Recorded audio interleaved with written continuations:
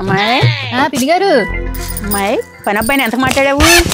పిన్ని గారు సరిగ్గా చూసారా? అది కాదు పిన్ని గారు సరిగ్గా కాదమ్మా, మన అబ్బాయిని అడిగితే 2000 అన్నాడమ్మా. 1500 అంటే పర్వాలేదు కదా, ఎంత మాట్లాడావేంటి?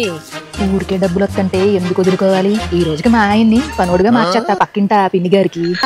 ఈ అబ్బాయి కూడా 2000 అన్నాడు, 1500 ఇచ్చుకుంటానులే అన్నాను. అక్కడ పని అయిపోయాక మా ఇంటికి పంపించమ్మా, డబ్బులే నీకు ఇస్తాను. పని వాళ్ళు అసలు దొరకట్లేదు కదా, ఎట్టోటి పంపించమ్మా తన్నయ్య. అలాగే పిన్ని గారు, ఇక్కడ పని అయిపోయిన తర్వాత పంపిస్తాను ఇంటికి.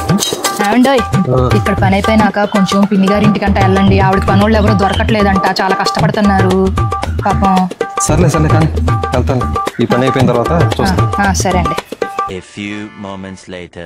పైన పైన పైన కొద్దిగా శుభ్రంగా నరకు బాబు, కొద్దిగా కిందకి కిందకి కిందకి, తర్వాత పైకి పైకి పైకి శుభ్రంగా నరకు.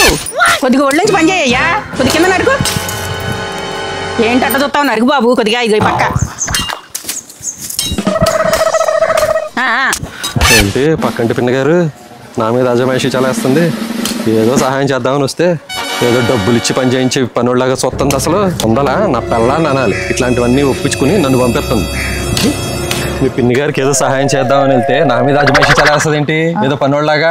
అది కాదండి, కొంచెం పెద్ద ఆవిడ కదా, ఏదో చాలా కష్టాలు ఉంటాయి. ఇట్లాంటివన్నీ నాకు చెప్పమాక, అర్థమైందా? ఓన్లేండి, 1500 ఇచ్చారు మరి పిన్ని గారు, ఆ మాత్రం అజమాయిషీ చలాయించరేంటి మరి?